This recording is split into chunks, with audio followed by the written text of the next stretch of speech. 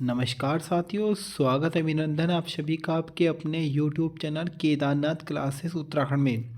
बच्चों, आज हम आपको बताएंगे जो एक सप्ताह के अंदर हमारे 300 पद जारी होने वाले हैं ग्रेजुएशन लेवल के, जिसमें आपके पटवारी, ग्राम विकास अधिकारी और अन्य कुछ पद ऐड किए गए हैं। तो उसके बारे में आज मैं आपको संपूर्ण जानकारी देने वाला हूँ इस वीडियो के माध्यम से कि उसमें क्या क्या योग्यताएं रहेगी, कौन से उसमें डॉक्यूमेंट्स मांगे जाएंगे और 300 पद हैं, उसमें लगभग पटवारी के कितने पद होंगे, और मैं सारी जानकारी इस वीडियो में देने वाला हूँ। क्योंकि बच्चे वो देखिएगा, कुछ हमारे नए स्टूडेंट हैं, न्यू स्टूडेंट, जिनको इन चीज़ों के बारे में नहीं पता है। तो एक सप्ताह आपका बचा है भर्ती आने का, तो आप अपने सारे डॉक्यूमेंट्स वगैरह पूरे कर लीजिएगा। और जो EWS वाले बच्चे हैं, उनको भी एक थोड़ा डाउट बना हुआ है इस भर्ती में, वो भी मैं आपका क्लियर कर दूंगा। तो पहले मैं आता हूँ उस मेन मुद्दे पर, जो मेन इस भर्ती के बारे में हमें जानकारी मिली है। तो बच्चों, जो बेरोजगार संघ के अध्यक्ष है राम कांडवाल जी, तो राम कांडवाल जी अध्यक्ष जी से मिले थे। जो UP के अध्यक्ष हैं GS मर्तोलिया जी से इन्होंने मुलाकात की थी, और इन्होंने भी बताया है कि 300 बस जारी होंगे। क्या है पूरी खबर, इसको मैं आपको विस्तार से दिखाता हूँ। देखिएगा, इसमें कहा गया है, आज UP जाकर आयोग के अध्यक्ष GS मर्तोलिया जी से मुलाकात की, जिसमें पर्वतीय क्षेत्र के युवाओं को एक गलती के कारण पुलिस शारीरिक परीक्षा से में बाहर किए जाने पर बातचीत की गई, जिसमें आयोग के अध्यक्ष ने सभी जिलों से बाहर हुए अभ्यर्थियों की लिस्ट मांगने और कुछ दिन में इस पर फैसला लेने की बात कही है। इसके अलावा पटवारी, ये हमारे लिए इम्पोर्टेंट है, इसके अलावा पटवारी और ग्राम विकास अधिकारी की भर्ती इसी हफ्ते जारी करने की बात हुई, जिसमें 300 से अधिक पद हैं। इसके अलावा अन्य मुद्दों पर चर्चा हुई। तो एक खुशखबरी है उन बच्चों के लिए जो तैयारी कर रहे हैं लगातार इन पदों के लिए। तो एक सप्ताह में आपके भर्ती जारी हो जाएगी, निश्चित है भर्ती आएगी, क्योंकि एग्ज़ाम कैलेंडर में भी दे रखा था भर्ती के बारे में कि कब एग्ज़ाम होगा। तो अब हम चलते हैं अपने मेन उस चीज़ पे कि इसमें पटवारी के लगभग कितने पद होने वाले हैं। तो देखिएगा बच्चों, ये RTI के माध्यम से मालूम चला था कि जो आपके पटवारी के कुल पद हैं, तो देखिएगा आपके बागेश्वर में 3 पद पटवारी के, उसके साथ साथ पौड़ी में 33 पद, चमोली में 7 पद। तो आपके लगभग 43 पद तो ये हैं, और कुछ और पद हैं पटवारी के, लगभग कुल 51 पद पटवारी के इसमें बताए गए हैं। और उसके साथ साथ ग्राम विकास अधिकारी के भी पद आएंगे, और आपके सहायक लेखाकार, और कुल मिलाकर लगभग 300 पदों पर आपका एक कंबाइंड विज्ञापन जारी होने वाला है। जिनकी समान योग्यता है उन चीज़ को हम अभी आगे देखेंगे। तो जो पिछली बार जो हमारा ये पटवारी का वैकेंसी आई थी, तो उसी के आधार पर हम देखेंगे क्या क्या इसमें योग्यता है, कितना इसमें आयु सीमा है, शैक्षिक अर्हता क्या है, सभी चीज़ों पर हम आज बात करने वाले हैं। बच्चों, अगर आप पहली बार इस चैनल पर आए हैं तो चैनल को सब्सक्राइब कर लीजिएगा, क्योंकि हम लगातार नई नई भर्तियों की अपडेट यहाँ पे देते हैं, साथ ही महत्वपूर्ण क्लासें यहाँ पे चलाई जाती है। तो सबसे पहले हम बात करेंगे बच्चों इस भर्ती के बारे में। तो देखिएगा, अगर हम पटवारी भर्ती की बात करते हैं, तो पटवारी भर्ती में जो कुल उम्र सीमा रहने वाली है वो जर्नल वालों की रहेगी 21 वर्ष से 28 वर्ष। अगर हम पटवारी की बात करें तो जर्नल के लिए 21 से 28, कम से कम 21 और अधिकतम 28। और अगर हम बात करेंगे बच्चों OBC के लिए, तो OBC को 3 साल की अतिरिक्त छूट मिलती है, तो वो 31 तक। और SC को 5 वर्ष की, SC और ST को 5 वर्ष की, तो ये 33 वर्ष तक फॉर्म अप्लाई कर सकते हैं। वहीं अगर मैं बात करूँ ग्राम विकास अधिकारी की, तो जो ग्राम विकास अधिकारी के लिए बाकी चीज़ें सब सेम है, लेकिन अगर हम शैक्षिक आयु की बात करें तो वो 21 से 42 वर्ष आपकी होती है। ये आपको नोट करना है, प्लस 3 वर्ष का OBC को आरक्षण और 5 वर्ष का SC को आरक्षण।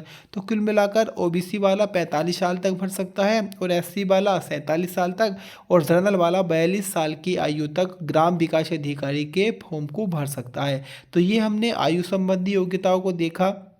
उसके बाद बच्चों, अगर हम शैक्षिक अर्हता की बात करते हैं, तो शैक्षिक अर्हता में आपका ग्रेजुएशन यानी कि स्नातक की उपाधि होना आवश्यक है, चाहे आपने साइंस से किया हो या आपने कुछ भी किया हो, BSc हो, आपका BA हो, सिर्फ आपका स्नातक होना चाहिए। ये दोनों योग्यता होती है पटवारी की और ग्राम विकास अधिकारी की। अगर आपने ग्रेजुएशन कर रखा है तो इस फॉर्म को आप अप्लाई कर सकते हैं। उसके बाद बच्चों अगर हम बात करें पटवारी की, पहले मैं आपके सामने बात करता हूँ। पटवारी भर्ती में आपको रनिंग करनी होती है, 60 मिनट में आपको 7 किलोमीटर दौड़ना होता है, और महिला अभ्यर्थी को 35 मिनट में 3.5 किलोमीटर की दौड़ लगानी होती है। बाकी ग्राम विकास अधिकारी के लिए कुछ भी ऐसी चीज़ नहीं है, सिर्फ सिंगल एग्ज़ाम पास करो और आपका चयन हो जाएगा। और पटवारी के लिए ये आपके चीज़ें रहने वाली है। बाकी शारीरिक मानक की मैं बात करता हूँ तो पुरुष अभ्यर्थी के लिए 158 सेंटीमीटर, महिला अभ्यर्थी के लिए 152 सेंटीमीटर, और जो पर्वतीय मूल के बच्चे होते हैं उनको 5-5 सेंटीमीटर की छूट दे देते हैं। जैसे पर्वतीय मूल का कोई बच्चा है तो उसके लिए, पुरुष के लिए 163 हाइट चाहिए, और अगर मैं बात करूँ कोई महिला है तो उसको 147 सेंटीमीटर हाइट चाहिए। वहीं सीने की मैं बात करता हूँ तो इसमें सीना की अगर मैं बात करूँ तो 5 सेंटीमीटर का इसमें फुलाव मांगा गया है, और नॉर्मल आपका 79 होना चाहिए, मतलब 79 हो, और इसके ऊपर आपका 5 का फुलाव न्यूनतम। महिला अभ्यर्थियों की मैं बात करूँ तो वजन न्यूनतम 45 किलोग्राम होना आवश्यक है। और पर्वतीय मूल के बच्चों की बात करते हैं तो सीने में 5 सेंटीमीटर की छूट दी गई है। उसके बाद बच्चों अगर हम बात करें लिखित जो परीक्षा होती है वो दोनों का पैटर्न सेम ही होता है।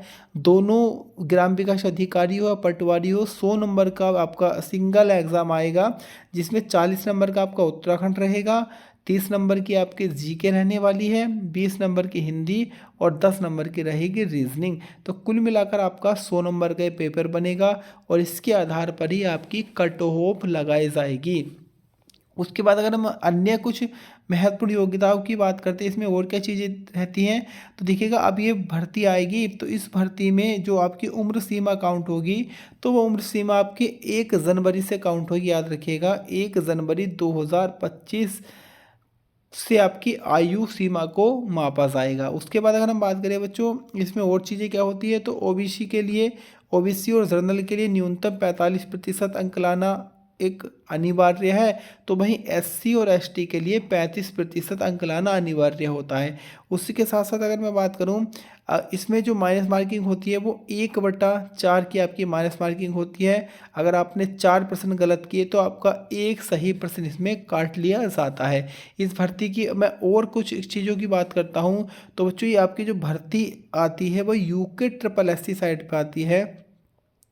UKSSC जो हमारी एक साइट है प्रदेश की, इस पे ये भर्ती का विज्ञापन आता है, यहीं पर आप इसको अप्लाई कर सकते हैं। आपके मेन डॉक्यूमेंट बता दिए हैं, बाकी और जब भर्ती आएगी तो मैं जल्द ही इसकी अपडेट दूंगा। बाकी चैनल आप सब्सक्राइब कर लीजिएगा, जिससे आपको जैसे ही मैं भर्ती अब एक तरीके से अपलोड करूं उसकी जानकारी आप तक पहुंच जाए। उसके बाद देखिएगा अगर मैं और बता देता हूं, एक बड़ा बच्चों के मन में डाउट है जो EWS वाले वो बार बार सवाल पूछते हैं कि सर जो हमारा EWS है वो 31 मार्च को रिजेक्ट हो जाएगा, 31 मार्च को रिजेक्ट होगा, और 1 अप्रैल से वो नए बनेंगे, तो इतनी जल्दी कैसे बन जाएंगे। तो बच्चों ऐसा समझो कि अगर मान लो भर्ती 29 मार्च को आई, भर्ती 29 मार्च को अगर आई है तो आप अगर 29 को ही फॉर्म भर देंगे, 29 को, 30 को, 31 को, 29, 30, 31 इन 3 दिन में आपने फॉर्म भर दिया तो आपका पुराना वाला AWS मान्य रहेगा। आपने 31 तक भी अगर फॉर्म भरा है तो जो पुराना है, मतलब देखिएगा डॉक्यूमेंट कब के मानते हैं। कुछ बच्चों के मन में डाउट होता है कि डॉक्यूमेंट फॉर्म भरने की आखिरी तिथि तक वैलिड होना चाहिए। कुछ ये कहते हैं कि जिस दिन हमने फॉर्म भरा है उस दिन हमारा अगर डॉक्यूमेंट वैलिड है तो वो वैलिड माना जाएगा।